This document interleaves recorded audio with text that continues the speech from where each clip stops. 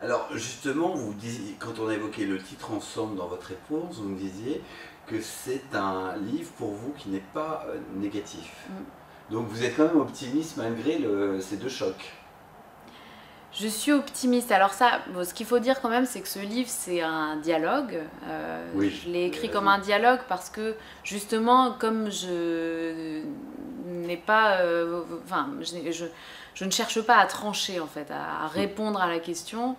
Et je ne cherche surtout pas, comme beaucoup trop de gens le font, je trouve, à prédire ce qui va arriver. C'est pas du tout ma vocation, c'est pas du tout mon but.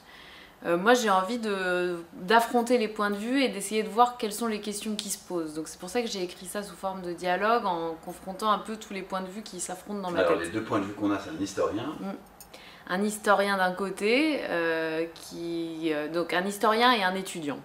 Donc l'étudiant qui arrive un peu comme moi à l'époque avec ses rêves de grand reporter en tête et qui découvre cette réalité un peu décevante et qui écrit, qui rencontre cet historien du journalisme. Donc l'étudiant lui dit mais tout est en train d'être chamboulé, moi c'est pas du tout ça qu'on m'avait promis, c'est pas ça, c'est pas ça qui est écrit sur ma lettre de motivation en fait. Quand j'ai écrit ma lettre de motivation dans plein de rédactions, je rêvais d'être journaliste, je rêvais pas de tweeter et d'être derrière un desk, un bureau toute la journée à écrire des tweets en 140 signes donc il y a d'un côté lui, et puis de l'autre l'historien du journalisme qui lui dit écoute mon petit, t'inquiète pas, moi j'ai étudié beaucoup l'histoire du journalisme, à chaque nouveau support médiatique, la question se pose de savoir, la même question se pose de savoir est-ce que le journalisme est en train de mourir ou pas. Et donc il lui explique en essayant de le rassurer. Donc il y a ce dialogue-là où l'étudiant cherche à prouver à l'historien que si il se passe quelque chose de grave dans le journalisme, et l'historien de l'autre côté lui dit ne t'inquiète pas, il se passe rien de grave, c'est l'histoire du journalisme qui est comme ça. C'est un marronnier de l'histoire du journalisme que de dire que le journalisme est en train de mourir.